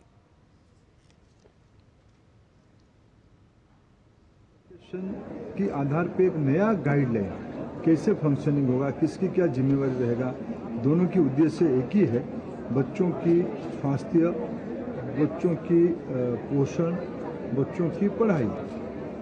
पोषण भी पढ़ाई है, ये प्रधानमंत्री जी ने कहा है, उसको सफल क्रियान्वयन, एनईपी ने वही कहा है, उसको सफल क्रियान्वयन करने के लिए आज हम लोगों ने एक को गाइडलाइन निकाला है। दोनों मिलकर उसको, देश के बच्चों को हम लोग और देखभाल करेंगे। लोकेशन ऑफ आंगनवाड़ी यानी स्कूल, जहाँ पे स्कूल के भवन है उस परिसर में आंगनवाड़ी केंद्र स्थापित हो, पहले से भी चल रहे हैं कुछ केंद्रों पे। और ये एक, जब से एनईपी आने के बाद एक थोड़ी कंफ्यूजन थी, तो आज वो भी क्लियर हुआ। ये बहुत ही प्रभावशाली होगा और माननीय प्रधानमंत्री जी का जो लक्ष्य है, एनईपी का जो लक्ष्य है, उस लक्ष्य की प्रतिपूर्ति होगी। और बीते मई महीने में नक्सल मुक्त भारत अभियान के तहत एक बड़ा ऑपरेशन चलाया गया और ये ऑपरेशन करीब 19 दिन चला था, जिसमें 31 नक्सली मारे गए और कर्रे गुट्टालू की दुर्गम पहाड़ियों को नक्सलियों से मुक्त कराया गया। इस ऑपरेशन ब्लैक फॉरेस्ट को अंजाम देने वाले सुरक्षा कर्मियों से बुधवार को केंद्रीय गृह मंत्री अमित शाह ने मुलाकात की और उनके साहस को सम्मानित किया। आज भी छत्तीसगढ़ में 33 लाख के इनामी 20 नक्सलियों ने आत्मसमर्पण किया है, तो अगले साल मार्च में होने वाले देश के नक्सल मुक्त अभियान को इससे और गति मिली है। भारत को नक्सल मुक्त बनाने की दिशा में तेजी से अभियान जारी है। इस अभियान को सफल बनाने में सुरक्षा बलों की विशेष भूमिका है। छत्तीसगढ़ तेलंगाना सीमा पर स्थित कुरेगुटालू पहाड़ का जिक्र अब ऑपरेशन रणनीति की मिसाल बन चुका है। केंद्रीय गृह एवं सहकारिता मंत्री अमित शाह ने बुधवार को कुरेगुटालू पहाड़ी पर ऑपरेशन ब्लैक फॉरेस्ट को सफलतापूर्वक अंजाम देने वाले सीआरपीएफ, छत्तीसगढ़ पुलिस, डीआरजी और कोबरा के जवानों से नई दिल्ली में भेंट कर उन्हें सम्मानित किया। बता दें कि इस साल मई के महीने में नक्सलवाद के विरुद्ध चले ऑपरेशन में छत्तीसगढ़ तेलंगाना सीमा के कुरेगुटालू पहाड़ पर कुख्यात 31 नक्सलियों को मार गिराया था। गृह मंत्री ने सोशल मीडिया प्लेटफॉर्म पर लिखा, कुरेगुटालू की दुर्गम पहाड़ियों पर लगातार 19 दिनों तक चले सबसे बड़े नक्सल विरोधी अभियान में बिना हताहत हुए 30 से अधिक नक्सलियों को मारकर इन वीर जवानों ने ऐतिहासिक सफलता प्राप्त की। नक्सल विरोधी अभियानों के इतिहास में हमारे सुरक्षा बलों की बहादुरी स्वर्णिम अक्षरों में लिखी जाएगी। ऑपरेशन ब्लैक फॉरेस्ट में जवानों ने न सिर्फ नक्सलियों के बेस कैंप को नष्ट किया, बल्कि उनकी सप्लाई चेन को भी भारी आघात पहुंचाया। मोदी सरकार और छत्तीसगढ़ सरकार नक्सल विरोधी अभियानों में शहीद या घायल हुए जवानों और उनके परिजनों के जीवन को सुगम बनाने के लिए कटिबद्ध है। कृतज्ञ राष्ट्र की ओर से हमारे सुरक्षा बलों का सम्मान किया। अमित शाह ने नक्सल मुक्त भारत बनाने की डेडलाइन को एक बार फिर दोहराते हुए कहा कि मार्च 2026 तक देश को नक्सल मुक्त बनाना मोदी सरकार का संकल्प है। जब तक सारे नक्सली या तो आत्मसमर्पण न कर दें, पकड़े न जाएं या समाप्त न हो जाएं, तब तक हम चैन से नहीं बैठेंगे। इस संकल्प को पूरा करने में हमारे सुरक्षा बलों के त्याग और समर्पण पर पूरे देश को गर्व है। वहीं छत्तीसगढ़ में नक्सलियों के खिलाफ लगातार चलाए जा रहे ऑपरेशन की वजह से एक बार फिर सुकमा में 33 लाख के 20 नक्सलियों ने सरेंडर कर दिया है। पुलिस और सुरक्षा बलों के एक्शन, पुनर्वास नीति और सरकारी योजनाओं से प्रभावित होकर इन सक्रिय नक्सलियों ने हथियार डालकर मुख्य धारा में लौटने का फैसला किया। इनमें 9 महिला और 11 पुरुष नक्सली शामिल हैं। जिला पुलिस और सीआरपीएफ द्वारा नक्सल निर्मूलन के लिए जो लगातार प्रयास किए जा रहे हैं, उससे प्रभावित होकर आज 20 नक्सलियों ने आत्मसमर्पण किया है। 20 नक्सलियों में 9 महिला नक्सली और 11 पुरुष नक्सली है। इन पे सब मिला के 33 लाख का इनाम रखा गया है। इनमें 2 नक्सलियों पे 8 लाख का इनाम है, 1 नक्सलियों के 5 लाख का इनाम है। इसके अलावा 4 नक्सलियों के पे 4-4 लाख का इनाम है और बाकी अन्य नक्सली अग्र संगठन के सदस्य है। सभी नक्सलियों को शासन द्वारा जो आत्मसमर्पण पॉलिसी है उसके अनुसार सभी बेनिफिट्स मिलेंगे, उनको रिवॉर्ड मिलेगा। मैं इसी मौके पे सभी नक्सलियों से ये अपील करता हूं कि जल्द से जल्द सरेंडर करके मुख्यधारा में शामिल हो जाए। गृह मंत्री अमित शाह साफ कर चुके हैं कि 2026 तक भारत को नक्सल मुक्त बनाना है। इसी लक्ष्य को देखते हुए सुरक्षा बल अब सिर्फ जंगलों में नहीं बल्कि उन लोगों की पहचान में जुटे हैं जो किसी भी रूप में नक्सलियों को संसाधन, जानकारी या पनाह दे रहे हैं। Bureau report, DD news. और पहाड़ों से लेकर मैदानी राज्यों में और कई जिलों में भारी बारिश ने मुश्किलें बढ़ा दी हैं। पहाड़ी राज्यों में भूस्खलन के चलते सबसे ज्यादा परेशानी हो रही है, तो वहीं मैदानी इलाकों में नदियों में आई बाढ़ से एक बड़ी आबादी के लिए मुश्किल पैदा हो गई है। दिल्ली एनसीआर में न सिर्फ भारी बारिश से जल जमाव की समस्या देखने को मिली, बल्कि यमुना में आई बाढ़ से निचले इलाकों को खाली कराना पड़ा है। देश के अधिकांश हिस्सों में इन दिनों मूसलाधार बारिश हो रही है। पहाड़ से लेकर मैदान तक, विशेषकर उत्तर भारत में बारिश आफत बनी हुई है। दिल्ली एनसीआर, पंजाब, हिमाचल, उत्तराखंड, राजस्थान, हरियाणा, जम्मू कश्मीर और उत्तर प्रदेश के कई इलाके अधिक प्रभावित हैं।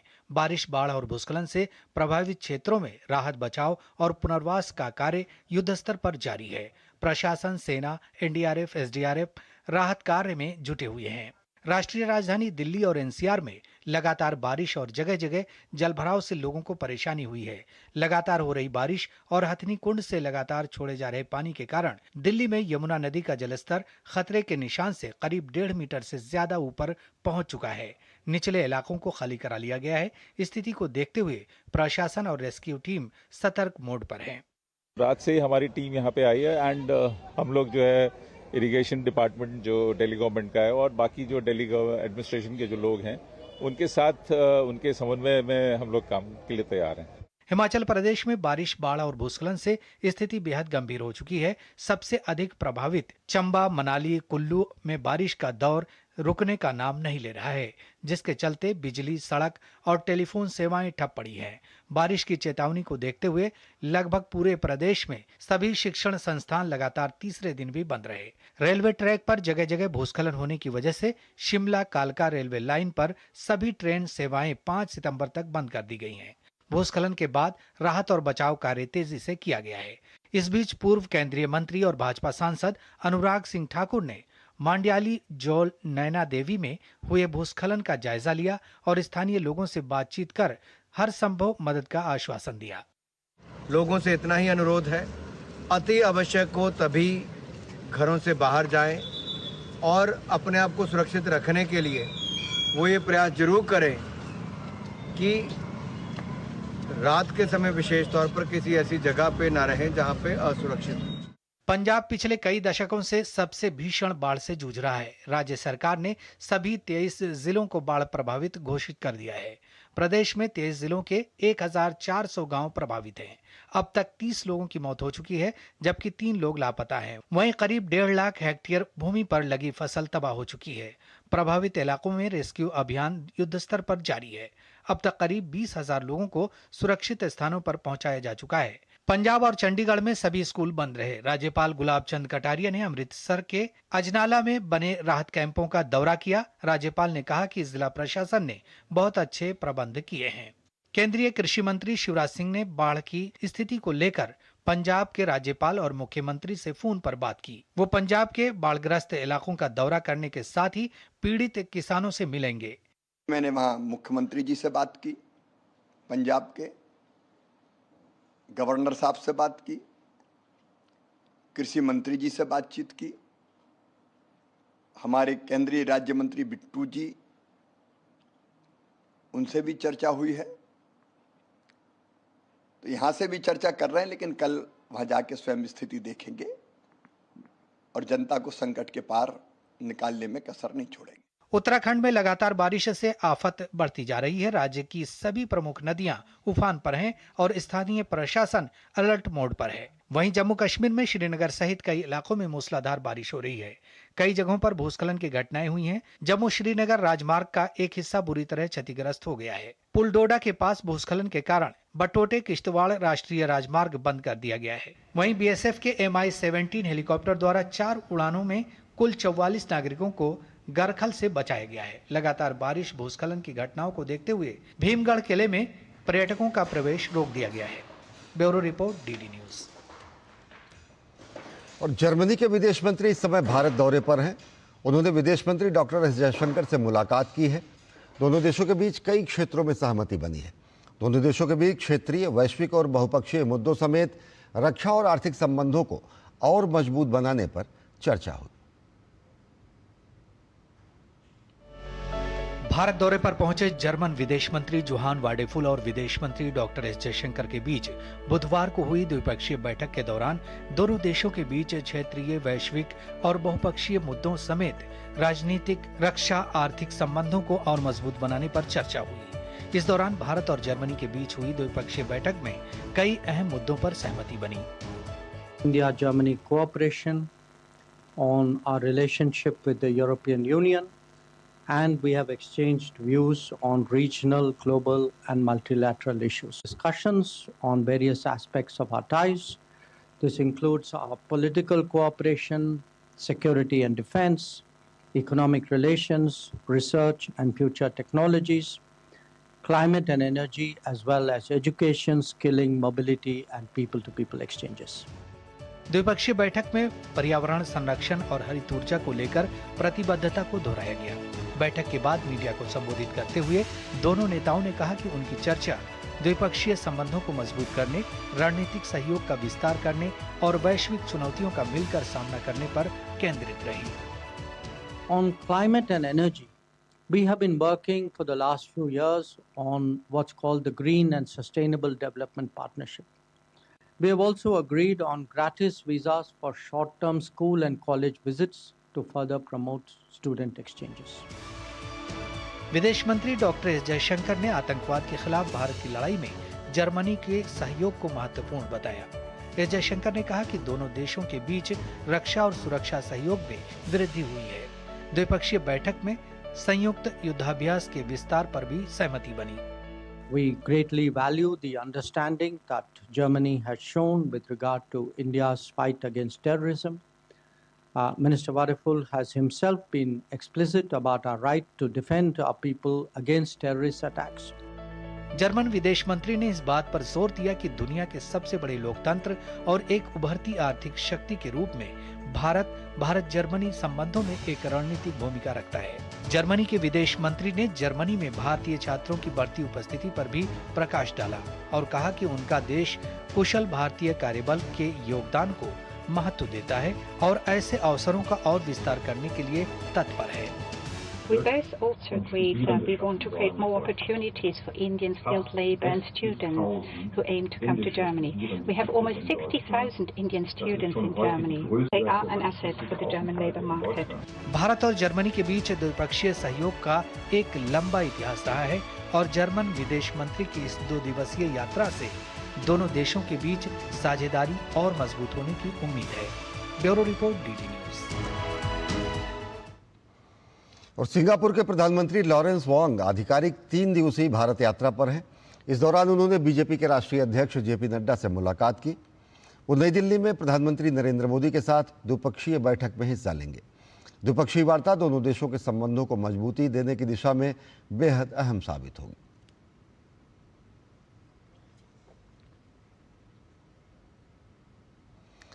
भारत दौरे पर आए सिंगापुर के प्रधानमंत्री लॉरेंस वॉन्ग ने CII कोर ग्रुप के व्यावसायिक नेताओं से मुलाकात की। मुलाकात की तस्वीरें एक्स पर साझा करते हुए लॉरेंस वॉन्ग ने कहा, व्यावसायिक नेताओं के साथ उपयोगी बातचीत हुई। इस दौरान इस बात पर चर्चा हुई कि दोनों पक्षों की कंपनियां AI, बायोटेक, हरित ऊर्जा और सेमीकंडक्टर जैसे क्षेत्रों में कैसे सहयोग बढ़ा सकती हैं।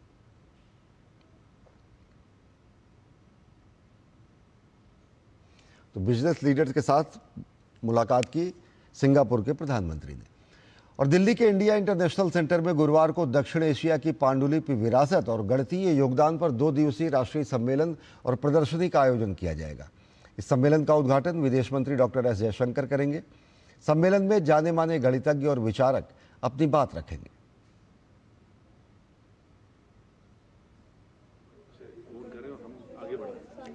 देखिए, हमारे प्रधानमंत्री जी ने इस चीज़ पे हमेशा जोर दिया है। अभी रिसेंटली जो SCO कॉन्फ्रेंस हुआ, वहाँ पर भी उन्होंने ये बात कही कि हम ऐसे ही फोरम क्रिएट करेंगे जहाँ पर कि ग्लोबल कम्युनिटी के साथ हम इन विषयों पे डायलॉग कर सकें। तो उसी दिशा में आप ये समझ सकते हैं कि एक प्रयास हमारी तरफ से है। हमारा मुख्य उद्देश्य यही है कि हमारी जो नॉलेज हमारे एंशिएंट लोगों ने संसार को दी है उसको हम और जो है हाईलाइट करें और उसके माध्यम से हमारी जो नई पीढ़ी है उसको प्रोत्साहन मिले कि हम इससे और इसमें और ज़्यादा काम करें और देश का नाम रोशन करें। पंच पहाड़ियों के बीच प्राकृतिक गुणों से लबरेज बिहार की ऐतिहासिक भूमि राजगीर खेल परिसर यहां पर युवाओं को खेल में आगे बढ़ाने के लिए बेहद महत्वपूर्ण योगदान दे रहा है।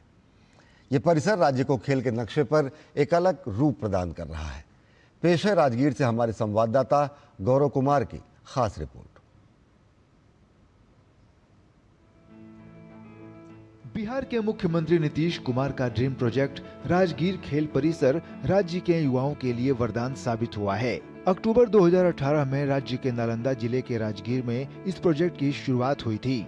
आज इस परिसर में हॉकी, फुटबॉल, एथलेटिक्स समेत 23 खेलों को खेलने की व्यवस्था है। 90 एकड़ में फैले इस खेल परिसर के निर्माण में 750 करोड़ की लागत आई है। इस परिसर में राज्य खेल अकादमी, राज्य की पहली स्पोर्ट्स यूनिवर्सिटी और एक अंतर्राष्ट्रीय क्रिकेट स्टेडियम तैयार हो रहा है। हमारा ये उद्देश्य है आगे 5 साल में बिहार खेल के क्षेत्र में टॉप 5 राज्य का सुपर पावर हाउस बने। उस और हम लोग sports infrastructure, talent scouting, coaching camp, talent nurturing, फिर टैलेंट रिटेंशन, ये सारे चीज में मतलब ग्रास रूट्स टू ग्लोरी तक हम लोग काम कर रहे हैं। आप कह सकते हैं कि ये वर्ल्ड क्लास इंफ्रास्ट्रक्चर यहाँ पे प्रोवाइड किया गया है बिहार गवर्नमेंट के द्वारा। ये बहुत ही ज्यादा इम्पोर्टेंट है स्पोर्ट्स के लिए और साथ ही साथ स्टूडेंट्स के लिए, प्लेयर्स के लिए जो यहाँ सीख रहे हैं। हमें हॉस्टल फैसिलिटीज है, इंफ्रास्ट्रक्चर फैसिलिटी है, मेस की फैसिलिटी है, सारी चीजें बहुत अच्छी हैं जो बहुत ज्यादा प्रोत्साहित करती हैं। प्राचीन नालंदा विश्वविद्यालय के खंडहर की तर्ज पर इस खेल परिसर का निर्माण किया गया है, जहां एक्सपोज ब्रिक वर्क का इस्तेमाल किया गया है। भारतीय हॉकी टीम के धुरंधर खिलाड़ी जर्मनप्रीत के मुताबिक यहां खेलना एक अलग अनुभव देता है।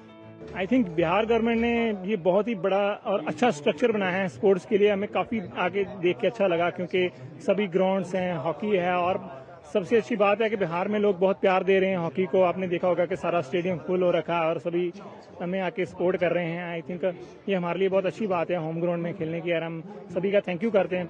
एक समय में देश के बाकी राज्यों की तुलना में बिहार के खिलाड़ियों को एक अदद प्लेटफॉर्म के लिए जूझना जरूर पड़ा, लेकिन मौजूदा सरकार खेल से राज्य के विकास को लेकर बेहद गंभीर है। जनवरी 2024 में यहां अलग से खेल विभाग को लाया गया। कुल मिलाकर कोशिश है कि बिहार में खेल को एक आंदोलन का रूप दिया जाए, जिसमें राजगीर खेल परिसर का किरदार बेहद अहम रहने वाला है। राजगीर के इस खेल परिसर में आकर के हमने जाना कि यहाँ पर खेल की हर छोटी बड़ी सुविधाओं का बारीकी से ध्यान रखा गया है। ध्यान इस बात का भी रखा गया है कि खिलाड़ियों को आगे आने वाले समय में भी किसी तरह की जमीनी स्तर पर कोई दिक्कत पेश न आए। कैमरामैन सौरभ बख्शी के साथ मैं गौरव कुमार, डीडी न्यूज, राजगीर, बिहार। और बिहार में एशिया कप हॉकी आयोजन राज्य की समृद्ध खेल विरासत को पुनर्जीवित करने का बड़ा माध्यम बना है। ऐसा मानना है बिहार राज्य खेल प्राधिकरण के महानिदेशक रविंद्रन शंकरन का। डीडी न्यूज से खास बातचीत में उन्होंने कहा कि पिछले 11 साल के दरमियान केंद्र और राज्य सरकार के बेहतर तालमेल के चलते बिहार में खेल का नया विकास हुआ है। हमारे साथ मौजूद हैं बिहार राज्य खेल प्राधिकरण के महानिदेशक रविंद्रन शंकरन। रविंद्रन, आपकी जो कोशिशें हैं वो साकार होती दिख रही हैं और साकार नहीं बल्कि काफी परवान भी चढ़ रही हैं, क्योंकि हमने लगातार बिहार जो है वो अंतर्राष्ट्रीय प्रतियोगिताओं का आयोजन कर रहा है। तो किस तरह से इसको और गति देने की आगे की योजना है? आगे की जब आप बात कर रहे हैं, हमारा ये उद्देश्य है आगे 5 साल में बिहार खेल के क्षेत्र में टॉप 5 राज्य का सुपर पावर हाउस बने। उस और हम लोग sports infrastructure, talent scouting, coaching camp, talent nurturing, फिर टैलेंट रिटेंशन, ये सारे चीज में मतलब ग्रास रूट्स टू ग्लोरी तक हम लोग काम कर रहे हैं। अगर बात करें इस खेल परिसर की तो इसको किस तरह से देखते हैं और